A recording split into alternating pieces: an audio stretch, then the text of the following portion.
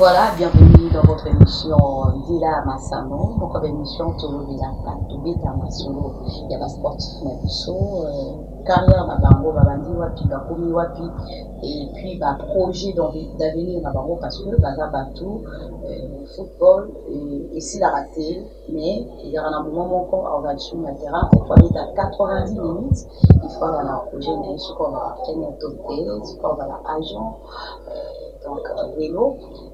Ndenge bokomona na bilili na entrée na biso nde bayambi biso parce que tozalaki surprise na bitere na biso ya dinafi na nkombo ya Claudie Lilepo Makabi nde toyambi ye mpo abetela biso masolo na ye abanda wapi toyeba ebandeli mpe kokeye na ye ya baaventure na ye ya vie na ye na nzela ya masano. Bonjour Claudie Lilepo. Bonjour. Boni. Kimeza. Claudie Lilepo. Bato ya nzela masolo batunaki yo lelo oyambi biso boni santé. Kimia nzambe azobatela. Nzambe azobatela. Vraiment. Mission na biso avant tokota na entretien tozalaka na surprise moko tokobeta na portrait na yo bayeba kini Claudie Lilepo epuis tozonga parce que toluka masolo na yo vraiment oyo obombi biso. Tolanda portrait na biso avec complicité et Junior Bukasa Regadiana Violette Fia très envie.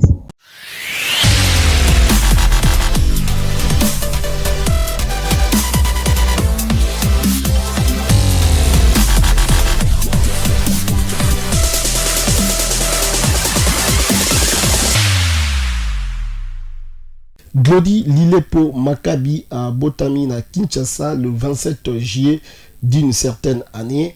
Azali diplômé d'état. Mwana ya papa donation Lilepo na maman Landou Makabi.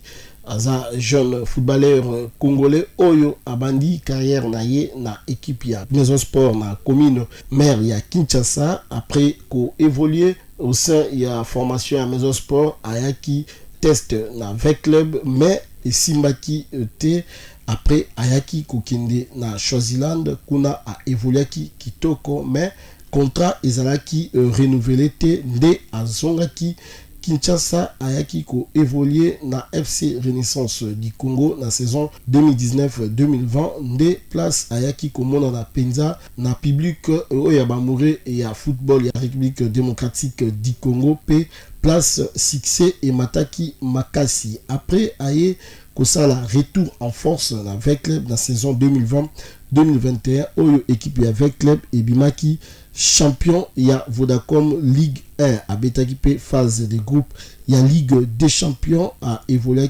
avec club pe na saison oyo ya 2021-2022 oyo Eruti Kosila avec club aza classé deuxième avec club ako beta bongo et Ligue des Champions de la CAF 2022-2023 pour retenir que na édition oyo Euti Kosila Claudie Lilepo abimaki biter avec 10 réalisations mais Yamotuya ezali que Claudie Lilepo a évolué lisusu avec club T pour la Italie saison 2022-2023 parce que accueilli El Hilal Omdurman Yasuda kuna a évolué pour des saisons na niveau national a participé na CHAN 2020 oyo ebetamaki na 2021 pour la raison ya Covid na Cameroun a marqué qui peut bimoko na quart de finale contre les Lions indomptables du Cameroun malgré Léopard ya RDC Bazalaki éliminé. Zela Yamasano et Yambiye.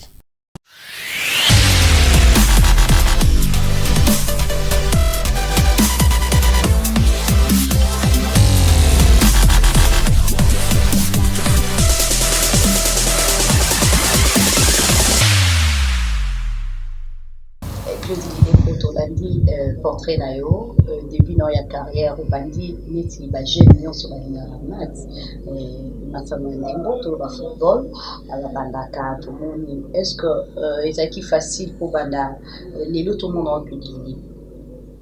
Ouais, merci.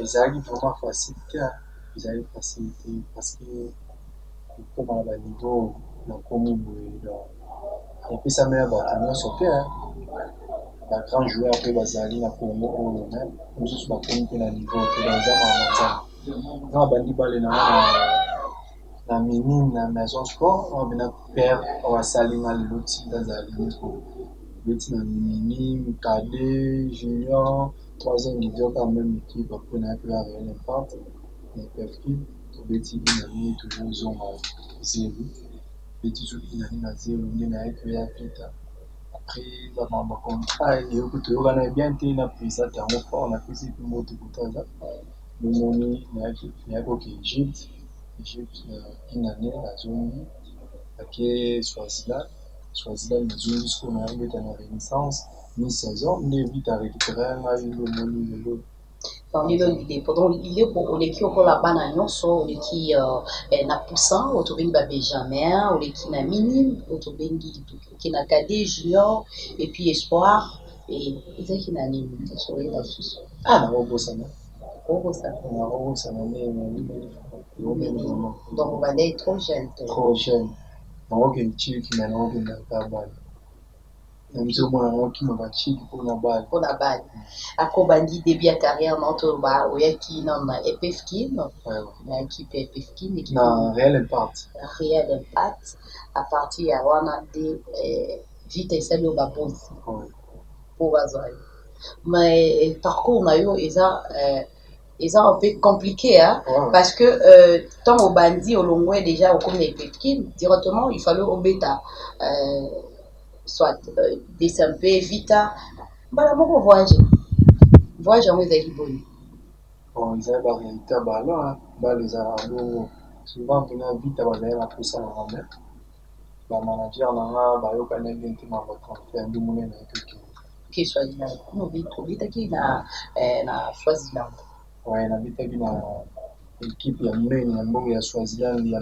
mabadiso ya équipe ya roi etiki na nde kutu ntango nazonga eboyima na nde etindeli yango invitation mpona ya kobeta ligue des champions ntango nazongiki bacomplication nga sikoyo naotala nauti daya kobeta libanda na bamize basusu nde monene na 6e saison na renaissance abeti mpe makasi yango moni vite azongisa sikoyo nini elekai na Swaziland mpo omela te ozonga et pourtant obeta na club ya monene baréalité ya bale nini asekele bakoba te baréalité eza ebele ntango nakendaki nazalaki joueur congolais wa banda ozwala mosusu mbongo bile na ekipe wana nayoyebi baekipe baafrike disi wana bakomaya motema mabe affaire nazonga kutu natikali 8 mois mpo nazonga kini na bazongisa yanga avant mpo bakomaya daya koyinayinanga yango baboya yanga na renouveler contrat nazonga kini puis mbala moko renaissance na facilitaki otage renaissance oyimba moko obeti mpe moto arécupéré nga na renaissance eza père na nga pichu adécouvre na moko komona ekimi na bonde bazwa yanga mpo bayebi nga depuis kala depuis na bazelo découvre mwana akomi na kino nga mpe mwana akomi na kino abanda olanda ngai déjà depuis nakota bamaison ti mpe nzambe ayo osala na yo kutani na renaissance donc yambenga mabi afongoli yanga motema yango omoni mpe il était bien donc toloba grâce na ye parce que lelo so toyebi libe mpo eza mpona Swaziland te mais eza vraiment mpona renaissance nde toyebi vraiment niveau ya lile mpo makadi lelo tout le monde parle de vous or que outi mpe na carrière moko ya monene et de renaissance avec le facilitation ezalaki ou bien ezaka mosala na yo nde tant tomoni yo bato bayebi yo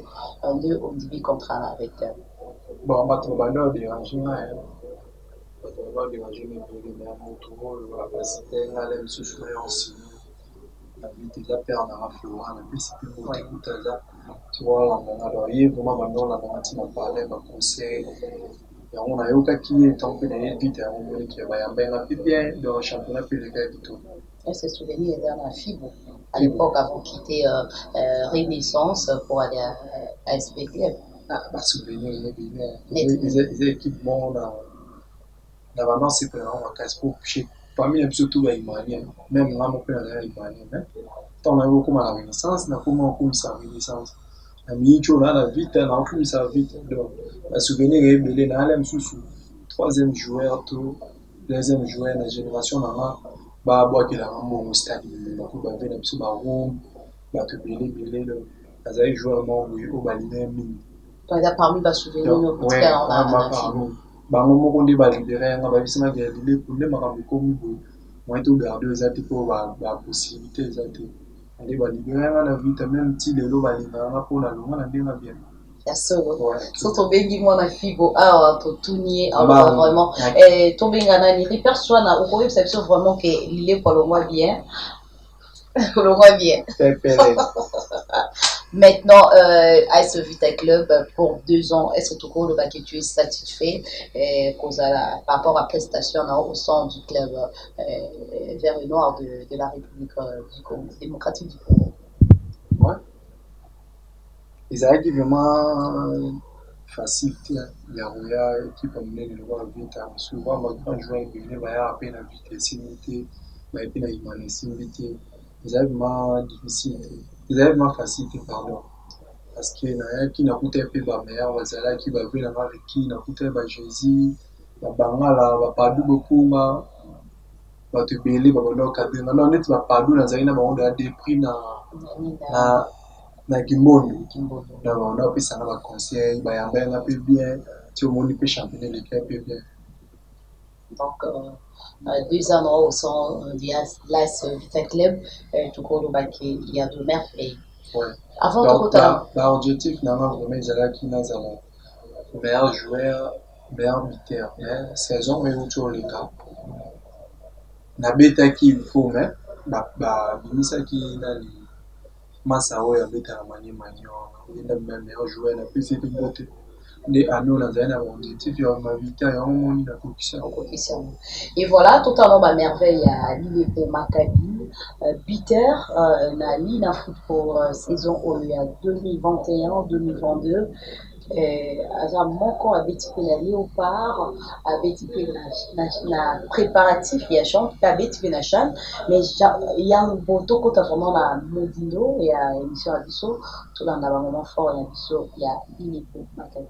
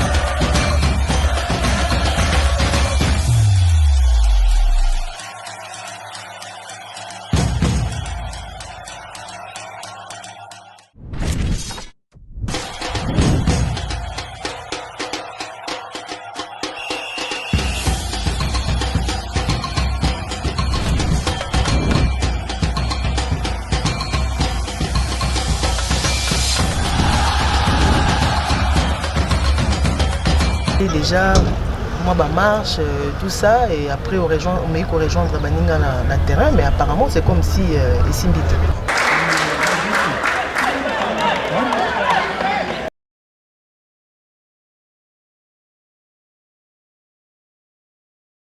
Maccabi qui vient d'inscrire son 10e but dans ce championnat national de la Vodacom Ligue 1. Mesdames et messieurs, vers Club 2, Renaissance du Congo 1. Et cette belle séquence tenter de trouver Lilepo, sans succès. Baga avec Gelem pour son premier ballon. La frappe de Gelem. C'est suffisant pour créer les Baga pour Gelem. Glody Lilepo Maccabi. La faute sur Gelem.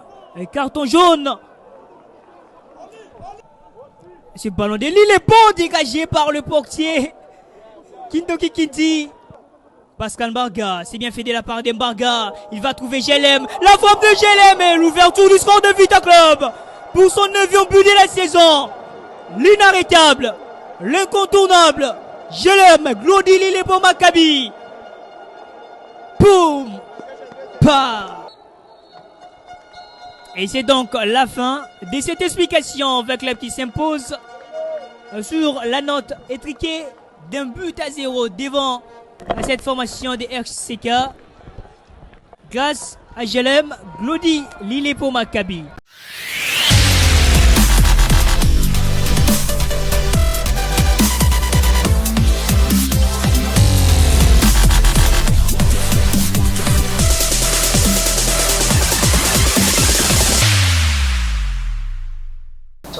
Il est propriétaire, mais il est propriétaire de l'autre côté, on a toujours sous contrat et à ce Vita Club ou bien au commis dans ce cas contrat là. Ouais, contrat hein, la vie de parce que non, on va libérer ma tête. Équipe où vous avez pour ça la meilleure au Pessambo, donc vite à libérer la vie. On a vite, on a signé contrat. On signe contrat. Oh bon, il y a internet, tu vois, là, on joueur, on a signé.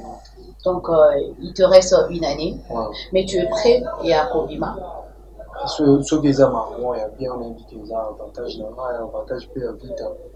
Donc finalement, on peut être une bande. Question sous César, est-ce que je dis il est pour à joueur, il y a Florent Ibengi, Kwangi, tout à joueur.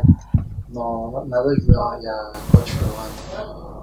Batunde babula parce qu'il dit tout dans années souvent les maman na mama bando na ye contrat na esimbite na vita mais abanda encourager madame do le mama ya monisco batu bando e baraka na joueur na été na na contrat na vita oui vérité même si pesa za zolanda na PC sous moté Jean-Florent Ibengi Kwangi coach tono va poler parce que yo peut toujours en entrer masano il est pour osa joueur et à Florent mais osa joueur et avec naza joueur et coach Florent naza peut jouer avec les naza na contrat na vie osa contrat naza na président na mazali contrat na yo eza pour na Florent Ibengi eza pour na Vita donc tokanga bongo ouais eza bongo mais pourquoi tout baolo va que osa joueur à Florent parce qu'il dit tout bando za na ye voilà, bana basé belé encadré bana belé na Vita pourquoi car misu ezokende kai pana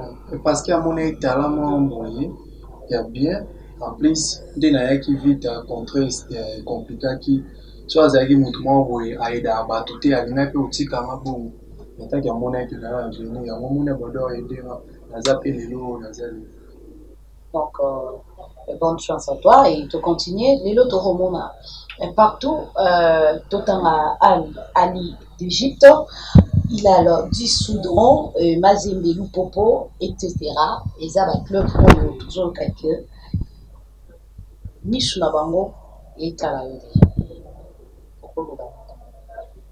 ndana mimi on bati si au moins libéral na parce que na salle performance bien la champion so salle performance à ma vie ben qui peut l'anda so bon la merci qui champion numéro tout ba au bon za na fusa na so ba si là bien vite à libérer na na lo ma vite na bien ndenge ba jouer misu ba lo maté ba au ba na fusa na ba ye ba solo na vite na mesa ba yokani vite à libérer na ndenge bien na pe na sa carrière na ndenge bien. C'est vraiment aux ascenseurs de ta caméra dans le club voilà nous sommes en sollicité Michou et là na club on a évité à monter pour la monter place les Nzambe Nzambe là sozo bondi là outino na Égypte na Soudan bon non et na Congo non la qui se maté na zamu ani ebiye au laksana ka mais mon faut voir le kangi so tout ça kaji tout ça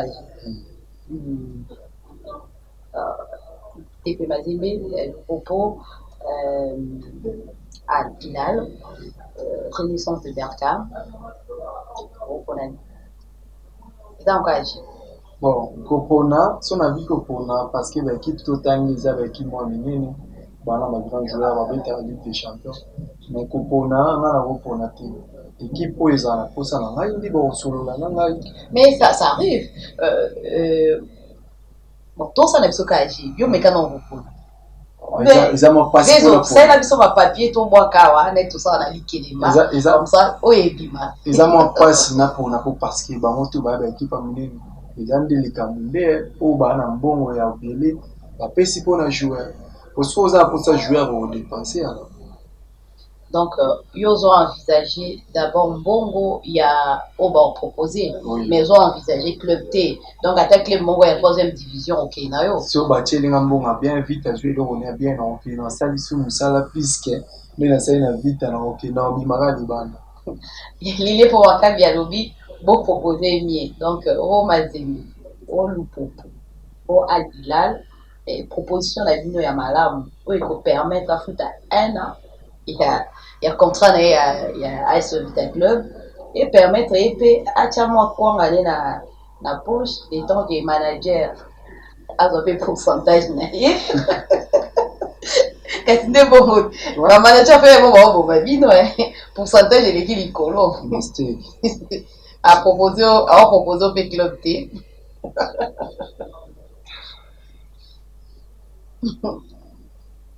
Invitation na walo bani place wana yo mo yebi ba tabali za tabu Lelo tokoloba ile Maccabi ba bien mis aussi gagné depuis bani carrière na yo footballistique toloba et lelo so vendu la mutualité c'est grâce à la colonama ya performance na lelo na kata na moi boomer moi telo. ouais ba biloko eza vraiment mingi vraiment te ko parce que non on a gagné mingi mais on a gagné qui mais bien vous gérer donc nicho na la maman sous la bien on a bien na route plus bas les mains il faut na ça soit fort plus que on a joué qui n'a joué sous plus donc comme ça là bas tout avec la Renaissance on a donc bien aujourd'hui déjà pendant carrière fibo na fibo na on a fibo puis na fibo ba ndo pesa nga ba biloko ebele mais vita il y a vite l'équipe parce que ça niveau vita tobeta Ligue des Champions tobeta ba Coupe d'Afrique donc ya au monde respect na okoma peso que l'équipe wana na okoma l'équipe même sous vite na niveau au monde a pina ba besoin plus ba trophée ni déjà gagné na ba club na biso ni bali na ba ba club même si qui ou bien te ba club oyo beti o l'équipe ba trophée nyonso banana ba troisième division ti tu vois ko ba no nyonso après aussi na fibo na espectacle na ba troisième division na meilleur auditeur il y a championnat qui va après na Real na Viteur à championnat était meilleur buteur et à club. Ouais. Après, la Renaissance, Azala qui meilleur buteur après la Renaissance, la Vita, saison où tu as le Canada, deuxième meilleur joueur, à nous aussi, on a mis buteur. Tu comptes avec trophée? Il y a Vita, on va trophée. Et homme du match. Homme du match combien de fois? Nation où des belles missions n'a pas ça pas merde on a rebossé. Donc homme du match. Donc aujourd'hui tu connais baquer l'idée pour Maccabi, il est fier. Et l'aventure au sein de Léopard. C'était comment? Oui, à moi on est Poutine. Première sélection. Bon, ça là vraiment bien ma case mais tu sur la rôle baron des niveaux dans un objectif on a bête avant de tant on monte à la base on a vu sur ça on est pour ça on a vu dans la communément quoi on a fait cette montée sur la pas tout et vous gâteau fait sur on a dans la bango on a vraiment objectif na la ta réserve de forme beaucoup tant on a dans ça là vraiment bien on monitor sur on sait que bien et on a toujours un rêve continuer qu'on y a un appel il y a Léopard obligé mais cette fois-ci bien que tu as part Léopard a pris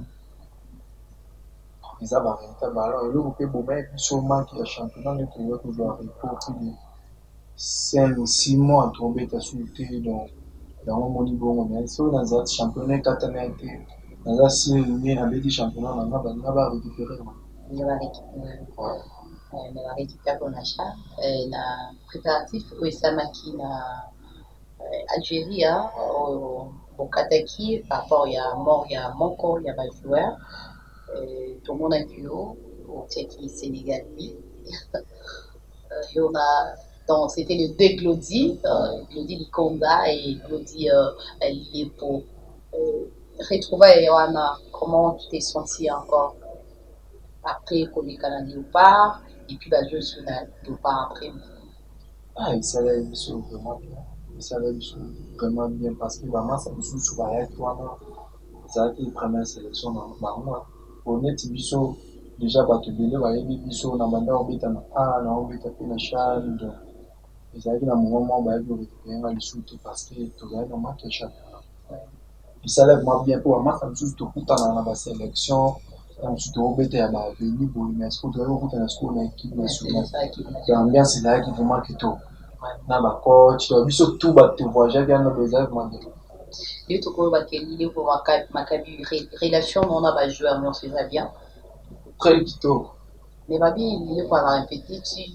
Non. On a maman. Yes sir. On a vraiment la bien na bato même ba joueur même ba entraîneur ba o ba coachanga na ba o ba coachanga te ba ebike il est pas très poli. Donc ba ko c'est vraiment Maccabi. C'est vrai. Donc ba moi malade. Très kitoko. Voilà très ouvert à moi malade. Vraiment, et tout comme vers la fin de notre émission, Dila Matsambe, dans l'émission tout sur la Kamasuro, et tout dans la mission du Congo. Et au monde est Léopard, hein? Ouais. Léopard, Seigneur, bah, Joachim, chance de grouper ça par rapport à la match qui n'a plus éthique. Naïmi qui n'a chance et grouper ça la chance, mais la Léopard n'a plus parce que tout le monde est départ déjà, il y a quand on a vu ton père. Autant la deux matchs en Ottawa. Il y a Gabon, il y a Soudan. Mi tient la place na Bango. Si tu étais là, tu allais faire quelque chose aussi. Ou bien tu bientôt, bah tu vas dire bah population est seka ou bien si canet pas si qu'il va dire non, ça va arrêter à ballon. Va arrêter à ballon, on surtout dans la défaite ni na victoire. Donc, on surtout au coup dans la marron, au coup du Maroc, par exemple ça la mission. Et ça là également parce que vous avez vraiment la confiance à point surtout dans le match de et ça là vraiment bien Pépé sa position il y a bien mais et ici dans mon petit tournoi un match monsieur Tikali Zamba Shuma pas trop Rosala so on appelle Rosala naza tiba ou Rosala bango donc la bonne chance va travailler bien pour notre gagner le match Tikali. Bon il y a un qui départ il y a état couvert des pour se la vie. Non, Azar grand entraîneur, et ça l'a dit surtout pas, c'est parce qu'ils avaient arrêté le ballon.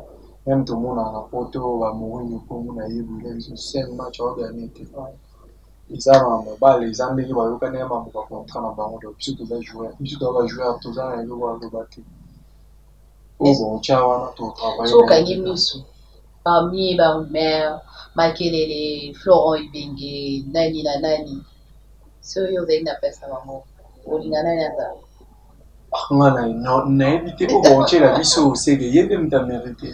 Olinga Florent Ibenge Taza. Ils allaient likambu ya vote. Ya vote. Ouais. Oh bon, chawana, c'est que il y a même ta mérité de travailler na. So linga na ozala. De travailler. So pina ozala te ba obo ozala ba travailler mo na kema bien ça. Après ça biso chance, après ça va jouer à tout chance na ba loko na ba ko abeta na pro. Ba obo ozwa bango. Après ça va une chance na entraîneur obo la biso ya sika donc pour que ba organiser ba match utikali. Et bon pour l'émission, biso ya ça, c'était comme dans ce cas. Parmi les autres, surtout bateau ba ebi le pour ebi ya lo ba mingi. Na pesi ga la moto parce que l'émission est bien na uti ko travailler na zongi faina kota kuna ba classe ba nyumba. Tagi bino wewe bibino wa moni na kate na ba classe na sisi émission.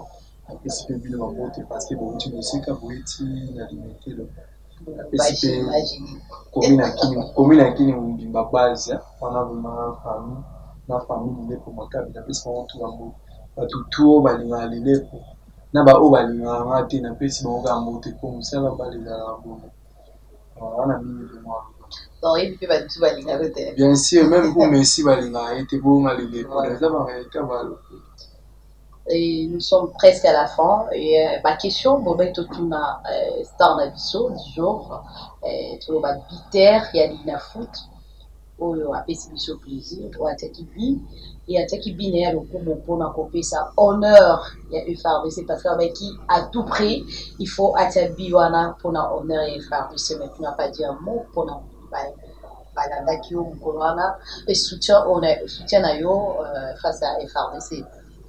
Bon, merci. Napesi bango nyonso to bamote bao balobenge na bato basoutenir basalaki soutien wana baFARDC parce que bandeko na biso bao baza na este kuna donc mwa difficulté ezali lokola bango baza basoda na biso oyo babundela biso yango moni asala ya mwa soutien wana souvent bajoueur ebele bazali na ide wana te mais etaki nga na babitere yango mpona azala na baide moko boye différent na baninga.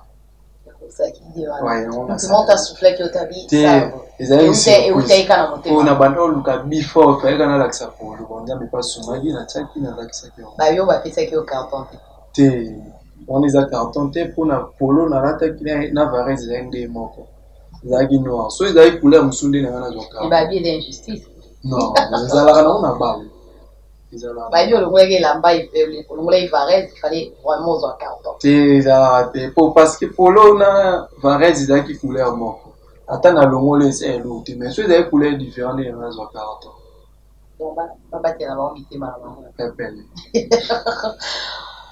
Et voilà, nous sommes à la fin. Comme d'habitude, mais là, on a vu tout le monde tout ça dans ce cas émission, tout le téléma. Et ça, il a été. C'est lui qui poste là, et c'est notre intérieur. On va vraiment blaguer. Là, c'est l'ambiance de télé à Bassano. Et tout ton salaire, mon content de ta vie. Dans quoi accompagner. Laissez-moi ce pas dire ça, non, ça. Là, c'est là où il est ton là, c'est un pied fort. Il est artiste. Tu as bien non, Pina, il ne ça va pas. La vie d'un poule rouge, j'ai appelé c'est pour motiver dans ma face.